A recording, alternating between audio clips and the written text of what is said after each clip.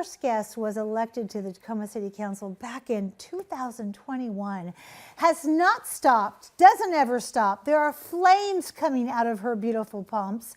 Welcome back, Council Member Sarah Rumbaugh. Yay! I can just hear it happening. It's good to see you again, my dear. It's nice to see you too. I haven't seen you for a while, and let me tell you something. A lot of people who serve, all of our council members, they are passionate about something, or actually not just something, many, many things that gets them on the dais, as we say. So there are some topics that you want to talk about and issues you've worked on. Let's first lean into some challenges related to homelessness, which, take a deep breath, because there it is. I said it. It's the elephant in the living room. Right, and I think and first off, thanks for having me. Oh, always. It's really great to be back. And, always. You know that before I even got on council, I was working on this issue. I was on the Associated Ministries board. And President of the board. Yeah, I was president for 2 years, Yes. and I want to say Associated Ministries is how I got here, because it was that work that made me want to be on council, to take that cause, which they changed their mission to be all about homelessness. They did. And do work on that specific issue. And I would say that since the council claimed it an emergency back in 2017, I would say that we've worked hard. Yes. But we can't just do it by ourselves. No. And that is really what's come to mind for our council and our community, is that the city of Tacoma has been doing over 80% of homeless services.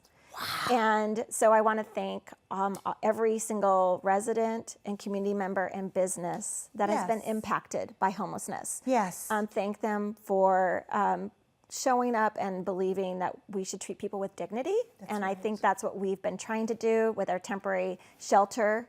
And also, I think with the different nonprofits that are working on this issue. And I do want to give another shout out to Associated Ministries, because they do shared housing as well as rapid rehousing for homelessness. And they have a lot of success stories.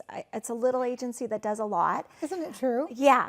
But I think that right now, what I want to focus on is the $12 million that we've asked the state for. Which was on the front page of the News Tribune. Right, and so that is really going to be important. If we don't get those funds, what will happen to the shelters that we have? And it equates to several hundred beds that we will lose. Oh, and that's several hundred people.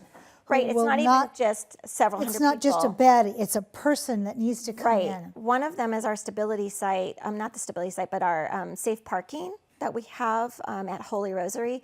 And safe parking might be 40 cars that are allowed there, but every car might have 2, 3, 4 people in it. It's single mothers with children, possibly escaping domestic violence. And we know that the success rate for safe parking, getting people into housing, is a lot higher than any other type of shelter. And so I want to say it's not just 40 spots there. They might cycle through, and it might be 80 or 90 cars, and that might be 120 people. Yeah, so, I was thinking 200, 5 people per car. We got a grandma, we got an aunt, we've got kids. Right. So I just want to say it's actually more than the 307 beds that they say. Sarah. It ends up being a lot more people than that. It does, and when you break it down like that and you explain the service that is doing so well right now for what it is, to have it pulled back and reduced for fiscal reasons is not the way that we want that to go. We want it to bloom the other way. And I think that the county is on board with some solutions. One of the things that I'm on is the Unified Regional Approach to Homelessness, which is something that our chair of Pierce County Council, Jenny Hitchen, supported. And we now have a consulting group that's working on that. And it's the idea that we're all going to get together as a county and figure out how we solve this issue. I don't want to call it a problem. I want to call it an issue. And I think that we all can be a part of that to get to what we need to get to. But I want to say that some of the shelter that we have in our city has been really great. We have tiny homes that have worked really well. We have a low barrier site on 35th and Pacific that has worked well. These are places where there might have been an encampment that had caused issues for the neighborhood. and the neighborhood didn't support it at first, and then we put it in, and we got an advisory council of the neighborhood, and now it functions and works and does what it needs to do. See, and Sarah, that's one of the things that you are known for is you don't, District 2 is not run from your laptop or your phone. You got little tears in your eyes. It is run by you showing up and you caring about these kinds of things. I think the job of a district council member is being out there meeting the people. Yep. Taking the unfortunate emails that you get sometimes that are not the kindest, No. but trying to find solutions. That's right. And this is a hard one to find solutions for because, again, we're leading with dignity and here you people are are out important. there. Yeah. Yeah, look at you. Here, there you Yep. are out there talking with people.